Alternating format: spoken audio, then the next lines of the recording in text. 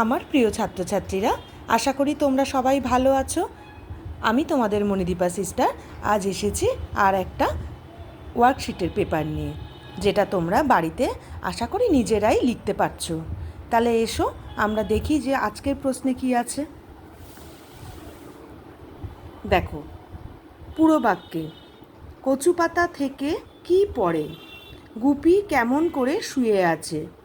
দুঃখী বুড়ি কোথায় বসে আগুন পোহায়? টুনটুনি কোন গাছে বাসা করে আছে? কুয়ো থেকে কে জল তোলে? এগুলো সব কিন্তু পুরো বাক্যে লিখবে।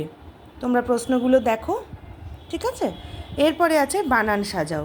বানান সাজাও তোমরা নিজেরাই লিখতে পারো, উল্টো পাল্টা করে দেওয়া আছে, সঠিকভাবে লিখবে, ঠিক আছে?